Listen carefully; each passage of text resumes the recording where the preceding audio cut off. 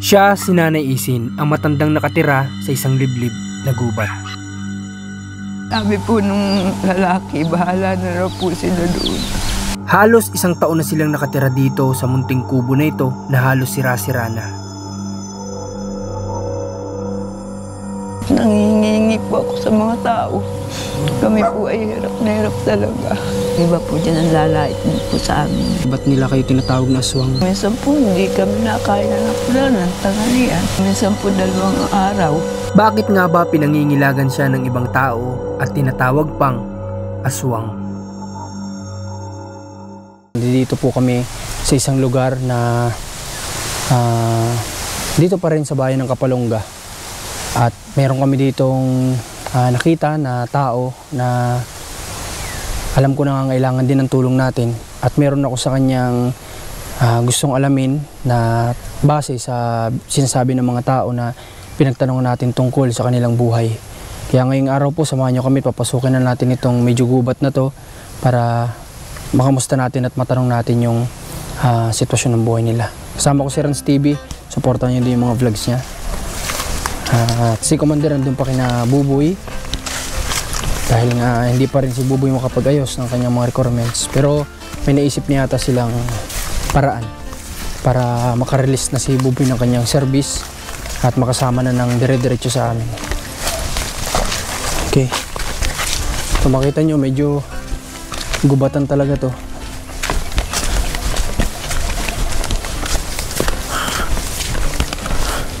Kanina umaambo na naman. Buti na lang medyo tumigil yung ulan.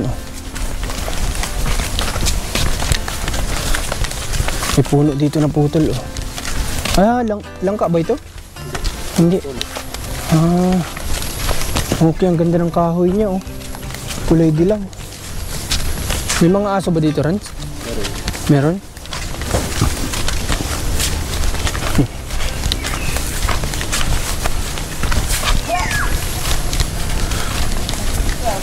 Dito si Nanay.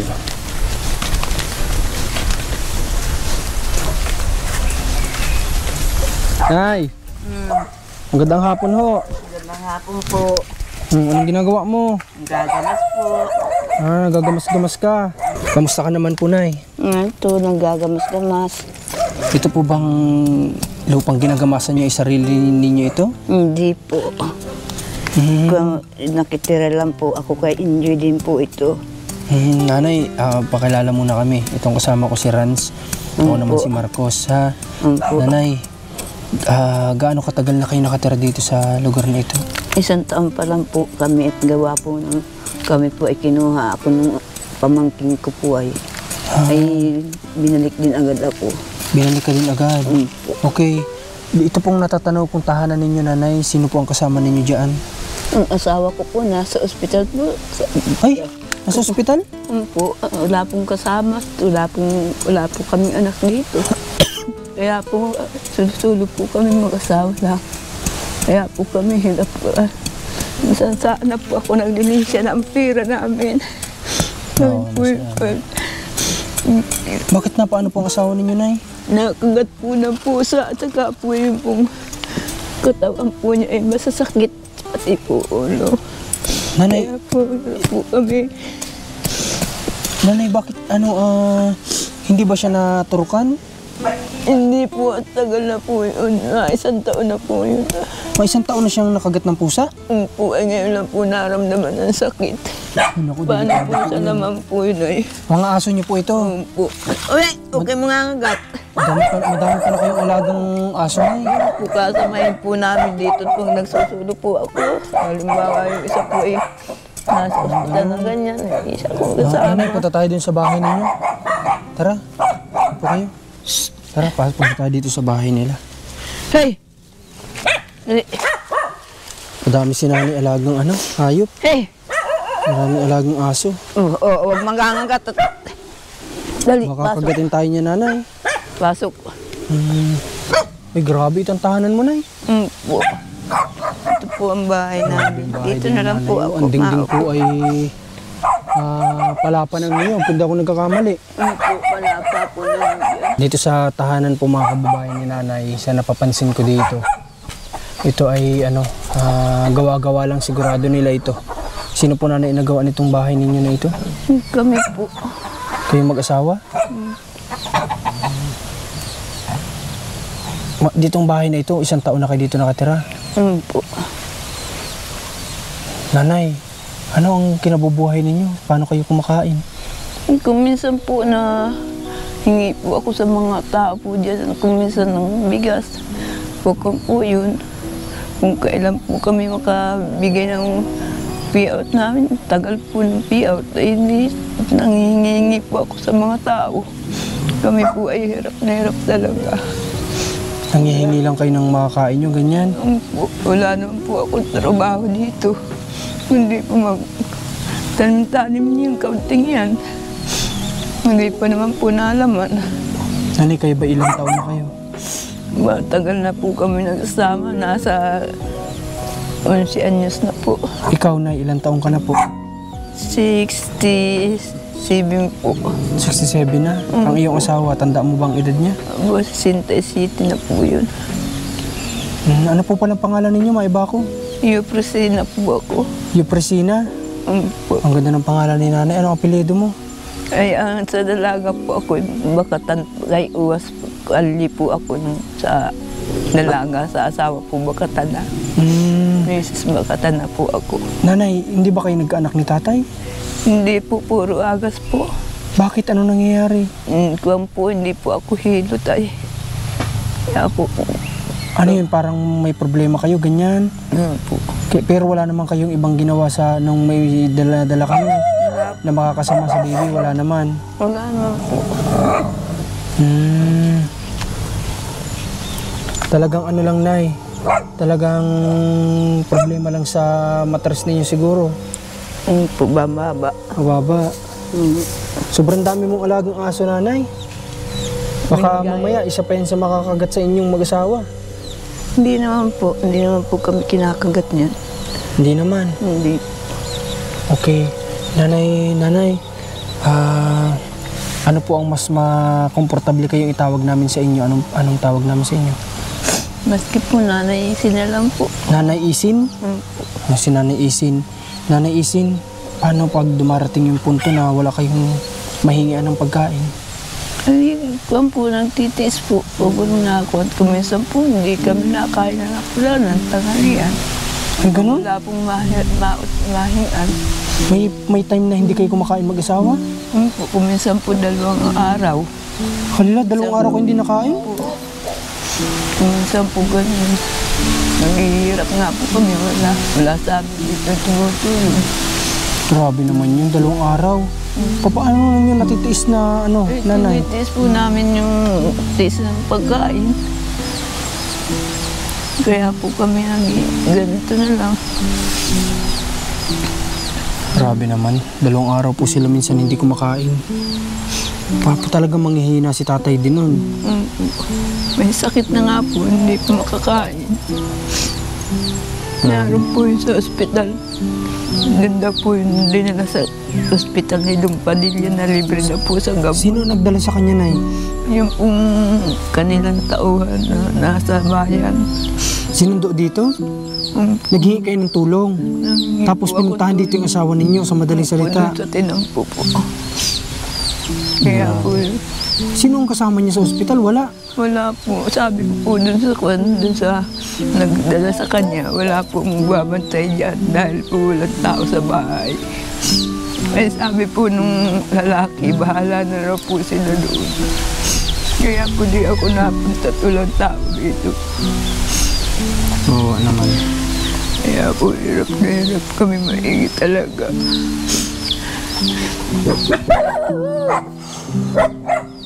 Okay. Medyo maingay lang yung mga aso ni nanay. Paumanhin na po sa mga manonood natin. Buti po nanay, pinatihir kayo dito ng tahanan sa lupa na ito. Po, pinatirik po kami dahil po hindi ko po alam na ka-enjoy ito. Nung po sukatin dito, ka-enjoy po pala. Ibig sabihin po, nagpaalam kayo na kung pwede makitirik dito. Grabe. Alam niyo mga kababayan, base kasi sa sinasabi sa amin ng mga tao, isa talaga sila nanay dito sa sobrang kinakaawaan ng lahat dahil Ganito nga, nakikita nila na nangihingi lang si nanay. Pagka matanda na po si nanay, hindi na po niya kaya magtrabaho pa. Yung makilabada, hindi na po yung kaya ni nanay sa nakikita ko sa kanya. Kaya nga, nadat na natin siya kanina, di ba, naggagamas-gamas dito sa munting tanim niya na kamuting kahoy, kamote, may saging. Sa inyo yung saging na yan. Ano po, yun na po. Yung maliit pa, hindi pa naman namumunga. Hindi pa po. Nanay, anong pakiramdam na hindi kayo nagkasupling? Eh, wala pong magagawa. Hindi naman po nagbuuan. Puro agas po amin. 6? Puro agas yun. Walang nabuhay po. Ay, grabe. Dahil po di ako hilot eh, kaya puro puhala. Ilang taon ka nanay natatandaan mo yung pinakahuling naging anak mo sana? Mga ilang taon ka nun? Na po ako ma 45 na po. Mga 45? Ay, grabe oh. Nanay Isin, bakit po yung ibang napagtanungan ko dito, ba't ganun sila? Yung ibang napagtanungan ko na nakakilala sa inyo dyan sa sentro ng Kapalongga. Kasi pinagtanong-tanong ko kung kilala kayo. Bakit sinasabi po nila na, bakit ang tawag nila sa inyo ay ano? Yung iba, ay yung sabi nila, sabi ko kilala niyo po ba si Nanay Isin? Sabi nila, yung aswang na nakatira dun sa gubat, ba't tinatawag nila kayong ganun? Maitim po eh, kaya sabi nga aswang. Hindi naman po ako aswang. Ba't nila nasasabing ganung bagay sa inyo? Ewan ko po sa kanila dahil po maitim ako pangit, kaya ganun po. Grabe Yan naman. ang sabi nga aswang. Grabe naman ang mga tao. Imbis na kumbaga po ay tulungan, ginaganto pa. Ganito pa yung minsan nanay kapag nangihingi ka ng tulong, ng pagkain, may mga time ba na hindi kayo nabibigyan? Po, kung minsan hindi po nagbibigay. Kung minsan po nabigay, kung minsan hindi.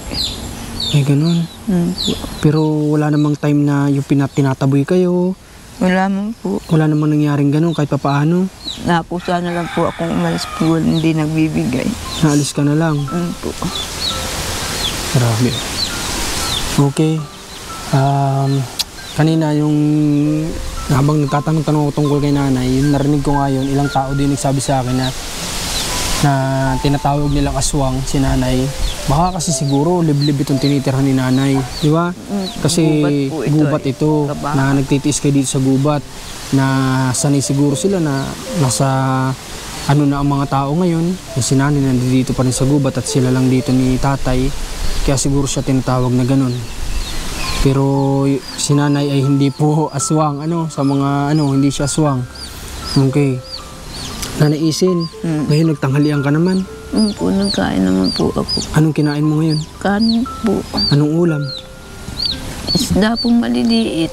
Saan galing yun? Binigay po sa akin ng magdala ko diyan kahapon. Pinahingi sa akin. Binigay lang sa'yo? Po. Grabe. Saludo po ako sa mga taong nakakasalamuhan ni nanay na alam yung sitwasyon niya at hindi siya binubuli. Bagkus binibigyan siya ng tulong para makakain sa araw-araw. Nanay Isin, gusto ko sana ipakita sa mga manonood natin itong tirahan mo. Pwede ba? Pwede po. Okay lang. Simulan natin dito mga kababayan. Ito ay lumang-luma na, tuyong-tuyo na palapa ng niyog. Wala itong dubli nanay sa loob? Talagang palapa lang talaga? Palapa po. Grabe. Itong bubong mo may mga tulo na yan? Hindi po, bago pa lang po. Sa awa ng Diyos. Saan galing ang pinambili nyo yan? Kayo ang naggawa o ano? Kung makakuha po kami nun sa payout yun. Sa awa ng Diyos. Dito nyo nilaan sa bubong? Po, lahat po yun. Para lang hindi kayo mabasa? Po. Nung una po, tulo-tuloan nito. Tulo-tuloan talaga? Po. Pero sa nakikita ko nanay dito, alam niyo yung parang buhay noon na yung panahon noon na sobrang tagal ng panahon, ganun yung tahanan nila Nanay Isin. Yung kanilang higaan sa nakikita ko, pakita mo Rans, tutukan mo ng camera. Ayan, yung kanilang higaan, sira-sira na kawayan, halos putol-putol na. Halos putol-putol na po mga kababayan, yung higaan nila Nanay Isin. At dito naman sa likod, ganun din, tinahi-tahi na palapa ng niyog. At wala akong nakikita dito sa bahay ni Nanay Isin na anumang cover na matibay-tibay, kagaya ng plywood, wala po. Napapalibutan ito ng palapa ng niyog. Sino nagawa nito? Ako po, inipitan po namin ng asawa ko ito. Ay, ikaw din ang nagawa nitong pandingding? Ako po nagsalasala nito. Ako po ng dingding. Kami mag-asawa. Ito nga po kahapon, inayos-ayos ko lang. Gawa mo din ito? Opo, tinutog ko po yan. Ilang araw na pala Nanay Isin ang asawa mo doon? Nung isang araw po, dalawang gabi po ngayon. Padalawang gabi ngayon? Sana maging okay yung asawa mo. Ano? Sa dait ba siya dinala o dito lang? Sa dait daw po yun. Layo. Wala man lang makadalaw kay mister niya. Kapag Nanay, maganda mabisita mo sana rin yung asawa mo. Para malaman mo yung sitwasyon niya, ano yung kalagayan niya. Ano? Gusto mo ba siyang puntahan? Hindi po ako makakapunta to ng tao ito ay. Ay, may mga alaga kasi sila. May manok. May manok po akong alaga. May manok. Tapos may mga tanim. Ayun lang ang problema ni Nanay Isin. Hindi nga naman pwedeng iwanan basta-basta kasi tinan nyo naman tirahan nila. Walang safety dito. Hindi niya pwedeng iwan yung mga manok na yun dyan. Hindi natin alam ang mga manok ay. Hindi natin alam ang isip ng tao. Ito na nga lang yung meron sila. Wala pa. Kaya hindi po pwede makapunta. Sinabi ko na po doon sa doon sa asawa ko na bahala na po kayo duro dahil po wala po kaming anak dito. Sabi ko gano'n, kung may anak po kami, may kasama, meron po dito titira. Sabi ko gano'n, makakapunta po ako sa hospital. Ay wala po akong anak. Ang hirap Nanay nung walang anak, ano? Po. Baka kasi ito yung kaloob talaga sa inyo ni God na talagang dalawa lang kayo. Wala namang kayong tampo kay sa Panginoon. Wala naman po. Yun ang maganda. Huwag kayong magtatanim ng sama ng loob sa Kanya, no? Kasi lahat po yan na may purpose kung bakit hindi kayo binigyan ng anak. Yan nga po ang panalangit ko sa Diyos na yung isa ay makaligtas sa sakit niya. Yan po ang pirmi kong pinanalangin. Kaya po hindi ako makatulog kagabi. Kaisip ko, sabi ko, sana naman yung isa ko yung makaligtas sa sakit. Ikaw yung mag-alala Nay, at si God po ay maawain sa mga kagaya natin, ano? Po. Pray lang kayo, yan na lang yung magagawa nyo para sa asawa nyo pagdasal siya, ha? At may nangako naman pala na may nangako naman pala na silang bahala kay tatay, ano? Po, nangako po sa akin. Sana hindi nila, alam ko naman hindi nila pabayaan kasi trabaho man po nila yan ay, ano? Po. Okay. Nanay Isin, ngayon ba may panggabihan ka na ba? Meron pa naman pong kamti dyan bigas. Pinatira ka pa naman. 4 na kilo yata po yun. Saan galing naman yan ang pinambili mo? Yun po ay yung inutang namin dyan kay Enjoy noon. Nangutang kayo. Ang pinampapangako nyo sa pambayad, yung kapag nag-release kayo ng payout. Po, tagal naman po mag-release. Tapos magkano lang din yun, di ba? 6,000 po yun. Sa inyong dalawa na yun? Po. Magasino na yung 6,000, mabilis lang maubos yun. Di ba, Nay? Po. Okay, may pera pa ako dito, Nay. Magbili ka po ng, ano mo, ha? Magbili ka ng pang makakain mo, ha? Hawakan mo daw po ito, Nay. Hawakan mo. Sindagan natin.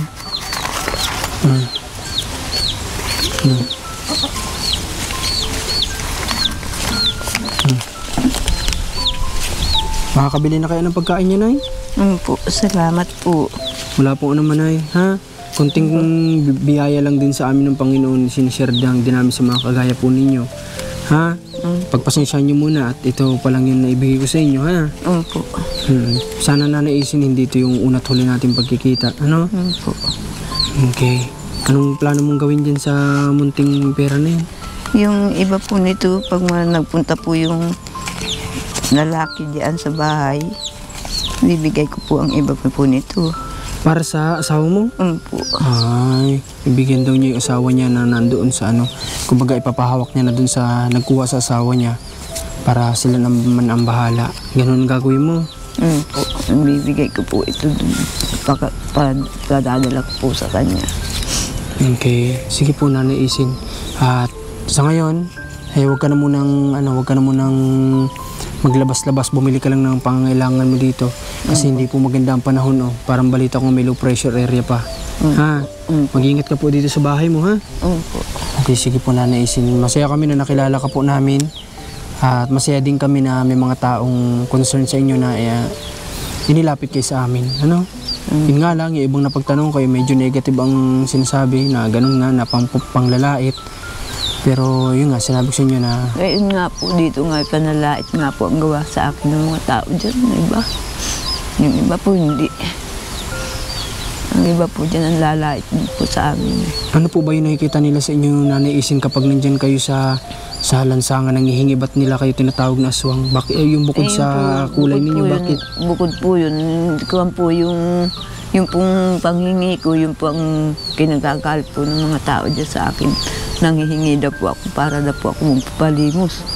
Sabi po ng mga tao dyan, sabi ko ang sagot ko naman po, wala kayong pakialam, hindi naman po kayo sa akin nakakatulong. Ang sagot ko sa kanila.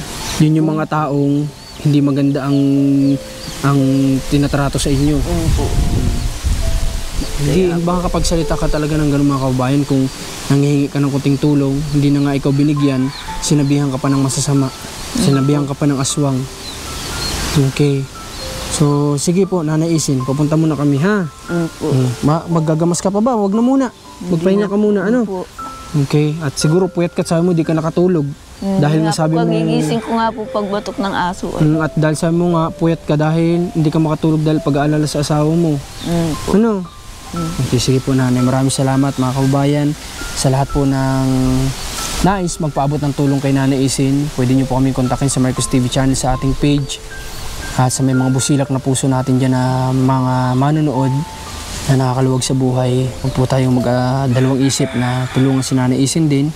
At kami sa abot ng mga kaya, lahat gagawin namin din para makatulong pa. Okay, Nanay Isin? Okay. Huwag ka nang malungkot, Nanay, ha? Okay. Hayaan mo na ang mga taong nagmamaliit sa inyo at sinasabihan kayo ng hindi magaganda. Basta tuloy lang sa buhay, ano? Sige po, Nay. Sige po. Okay, at ayun, nakita nyo naman yung sitwasyon ni Nanay Isin na talaga namang nakakahabag po ng damdamin yung kanyang kalagayan. At naawa din ako dahil nga sa sinasabi sa kanya ng mga tao na yung kung tawagin siya ng mga tao ay aswang, na hindi naman talaga, di ba? Wala naman po sigurong ganun, ewan ko kung bakit ganun, pero para sa akin hindi ako naniniwala kasi sa ganun. At kaya nga pumunta kami dito ni Rans at kinausap namin siya kasi hindi ako naniniwala po sa ganun. Kaya ang pinagbabasihan ko po ay yung kanyang sitwasyon. Okay, dahil kanina bago ako dito pumasok, pinasilip ko kay Rans kung may bahay nga talaga doon sa may na yun. At si Rans ay nauna sa akin kanina, sinilip lang niya si Nanay at sabi nga niya wala yatang tao. Kaya sabi ko pagbalik niya, sabay na kami pupunta doon at nasa loob lang. Hindi namin inasahan na nasa ospital pa pala yung kanya pong asawa. Okay, at ayun, maraming salamat sa lahat ng manonood natin. Ano masabi mo, Rans, kay Nanay? Yung grabe yung sitwasyon niya dito, saka yung lugar niya sobrang sulok, grabe yung layo ang layo niya sa dito sa kalsadang ito, sobrang layo, sobrang layo niya, wala alas masyadong bahay dito. Bakit kaya sa tingin mo ganun na lang yung tawag sa kanya ng tao? Gawa siguro din sa sitwasyon niya dito na siyempre nagsusulong bahay siya dito sa gitna ng kagubatan. Tapos ganun pa yung parang yung tingin sa kanya yung itsura niya kasi hindi na siya nakapag-ayos gawa ng katandaan sa kanon. Itim kasi siya. Oo, kaya Tapos, siguro ganun yung mga mata niya parang lumuluha lagi. kaya siguro ganun na lang yung tingin ng tao sa kanya. Saka siguro hindi rin siya yung mahilig makisalamuha sa mga tao, kaya ganun ang inaano sa kanya. Napagkamalan siyang aswang. Okay, so yun. Sa susunod sana mga kababayan, wag naman tayong masyadong magbigay ng mga ganun sa kapwa natin tao kasi tao din po sila. May damdamin din, masasaktan din sila, maiisip nila na porke ganito lang kami, ganyan na yung trato sa amin ng kapwa namin tao. Kawawa na nga po, ay gaganunin pa natin. So yun, lesson learned lang din. Ano man mapansin natin sa mga kapwa natin tao, may kapansanan, hindi nabiyaan ng ganoong kagandang itsura, wag na natin pansinin yun. Okay, salamat po muli Marcos TV channel, Rans TV, Commander ni Marcos. Kami po ang MT4 o Marcos team. Sana subaybayan nyo lahat ng video namin. At huwag nyo kalimutan mag-like, share, comment. At sa mga hindi pa nakasubscribe at follow, sana mag-follow and subscribe na po kayo para updated kayo sa araw-araw naming mga videos, sa araw-araw naming vlog, sa araw-araw naming adventure na pinupuntahan. Abangan niyo po yung mga susunod pa nating vlog na mga pupuntahan nating lugar. Muli magkita-kita pala tayo sa Tagkawayan, Quezon. By 26 na po, final date na po yan. I-advance na natin. 26 po ng ngayong July. Kita-kits tayo dyan sa Tagkawayan, Quezon. Sa barangay, ano yung Rans? Katimo. Sa barangay Katimo. Maraming salamat po. God bless po sa lahat. Pagpalain po kayo. Shoutout ko muna si Ninang Adeliuson pala at Ninang Adelina. God bless po.